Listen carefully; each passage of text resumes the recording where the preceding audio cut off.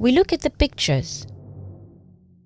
We hear their voices, but we do not understand them.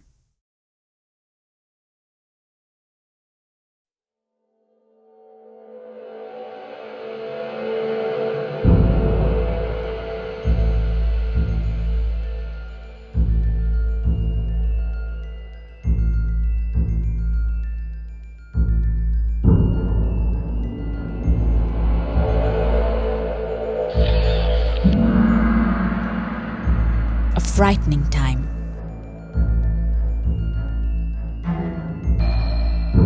Repulsive. Our products are simply stronger and safer. And hard to understand. They had all the necessary evidence, but were still unable to draw the right conclusions. Nobody could identify the inevitable destruction of their world, but still, the people of that time seemed fully rational to us. How was this possible?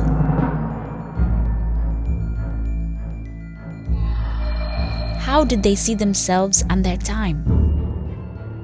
How is our world different from theirs?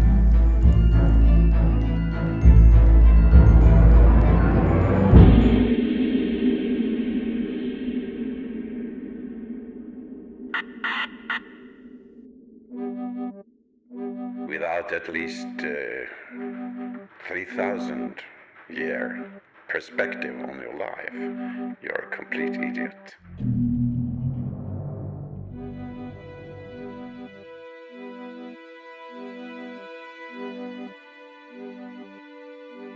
In our relational society, no one can own anyone else's work, or even their own work, as their own subject is dependent on all the others, and can therefore not exist outside of this relationship. For us, this is the norm and something completely natural. But society has not always been organized in this way. We must always study the past.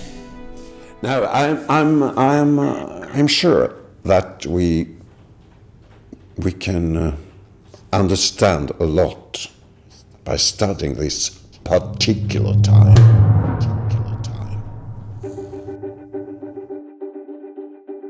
What was the point that they found out this is not working anymore and they have to change?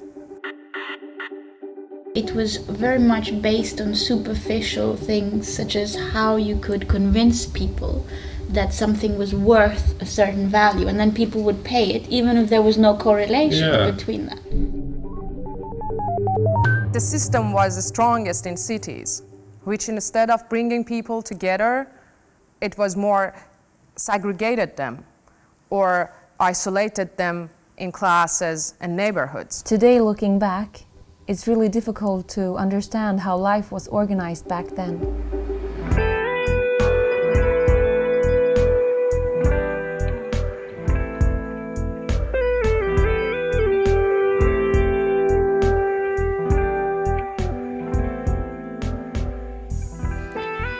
In the unrelational age, or capitalism, there was a division between people, maintained by segregation. Segregation between men and women, black and white, old and young, public and private, production and reproduction. Production was based on this division of people, places, and practices. The lonely individual was emphasized, and his relation to others was described as competition instead of collaboration. It was mostly a man. Today, our extended social network is our life basis, and it is difficult to think of a life without this community. We say, I am we. We believe there is no sustainability outside of this group.